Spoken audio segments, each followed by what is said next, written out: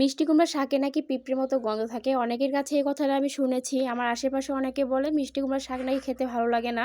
কিন্তু আমার কাছে কিন্তু এই শাক অনেক ভালো লাগে। আর যাদের কাছে ভালো লাগে না তাদের কাছে একটাই প্রশ্ন, তারা বলে যে মিষ্টি কুমড়ার শাক খসখসে লাগে। অনেকের কাছে পিঁপড়ের মতো একটা সেন্ট আসে। আসসালামু আলাইকুম প্রিয় দর্শক। ওয়েলকাম ব্যাক টু সাপি কিচেনে। আজকে আমি করে দেখাবো খুব সহজভাবে এবং সবচেয়ে মজাদার ভাবে কিভাবে মিষ্টি কুমড়ার শাক ভাজি করবেন সেই রেসিপি। চলুন দেখে আসি সম্পূর্ণ রেসিপি। এর জন্য আমি কিছু মিষ্টি কুমড়ার শাক প্রথমে কেটে ভালোভাবে ধুয়ে পরিষ্কার করে নিয়েছি। এটা আমি ডাঁটি সহ নিয়েছি। যেহেতু শাকটা ভাজি করব তাই এখানে ডাঁটির পরিমাণ কম, শাকের পরিমাণ একটু বেশি নিয়েছি।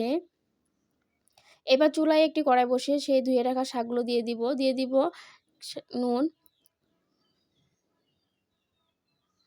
এবার এরকম একটি চিকন কাঠি দিয়ে শাকগুলোকে ভালোভাবে নেড়েচেড়ে নিব, যাতে উপর নিচ ভালোভাবে সেদ্ধ হয়। শাকগুলো যখন একদম মিলে যাবে ঠিক সেই পর্যায়ে এখানে আমি কিছু ডাঁটা শাক এখানে অ্যাড করে দিব। এই ডাঁটা শাক দেওয়ার কারণে কিন্তু এই শাকটার যে একটা খসখসে ভাব থাকে, সেই খসখসে ভাবটা থাকবে না। কিন্তু এর যে একটা আলাদা ফ্লেভার, সেই ফ্লেভারটাও থাকবে না। এবং এই শাকটা অনেকটা নরমও হয়ে যাবে। আপনার বাসায় একবার হলেও এই ডাঁটা শাক দিয়ে মিষ্টি কুমড়া ভাজি ট্রাই করে দেখবেন। আপনারা চাইলে এখানে কিছু পুঁইশাকের পাতাও দিতে পারেন। শাকটা যখন অনেকটা সেদ্ধ হয়ে এরকম মিলে যাবে, সেই পর্যায়ে আমি দিয়ে দেবো এখানে কেটে রাখা কাঁচামরিচ, তারপর পেঁয়াজ কুচি, কয়েকটা রসুনের কোয়া কুচি। এবার দিয়ে শাকটার সাথে খুব ভালোভাবে নেড়ে নিব। এই পর্যায়ে যেকোনো শাক ভাজিতে পেঁয়াজ এবং রসুন, কাঁচামরিচ দিলে কিন্তু শাকটা খেতে অন্যরকম ভালো হয়।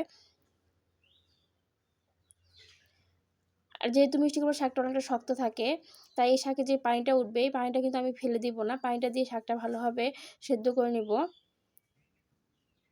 আর পানিটা একদম অলরেডি শুকিয়ে গেছে। এবার শাকটাকে আমি তেলে দিব।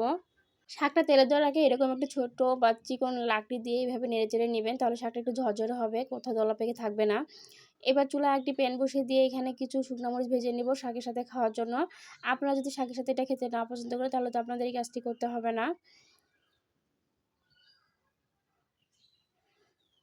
তো শাকের সাথে শুকনো মরিচ খাওয়ার মজাই আলাদা। যারা এটা পছন্দ করেন তারা তো অবশ্যই জানেন এটা খাওয়ার কেমন মজা।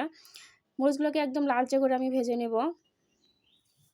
আমার মরিচগুলো ভাজা হয়ে গেছে, উঠিয়ে নিব। এবার এখানে দিয়ে দিব পেঁয়াজ কুচি, কাঁচামরিচ কুচি, রসুন কুচি। দিয়ে দিলাম তেল। শাকে কিন্তু তেলের পরিমাণটা একটু বেশি দিতে হয়। আর যখন আপনারা মিষ্টি কুমড়ার শাক ভাজি করবেন, শাকটা যদি একটু খসখসে হয়, এই কারণে কিন্তু তেলের পরিমাণটা আরেকটু বেশি দিতে হবে আপনাদের। এবার সমস্ত কিছু ভাজা হয়ে গেলে শাক দিয়ে ভালোভাবে মিশিয়ে নিব। এই তো রেডি হয়ে গেল দারুণ মজার মিষ্টি কুমড়ার শাক ভাজি। এরকম শাক ভাজি থাকলে কি ভাতের সাথে অন্য কিছু লাগবে না। সাথে শুধু দুটো শুকনো মরিচ ভাজি এরকম লালচে করে নিলেই কিন্তু নিমেষেই আপনি 2 প্লেট ভাত খেয়ে উঠতে পারবেন। আর রোজা থেকে সারাদিন ইফতারের পর কিন্তু এরকম শাক ভাজি হলে আর কিছু দরকার নেই।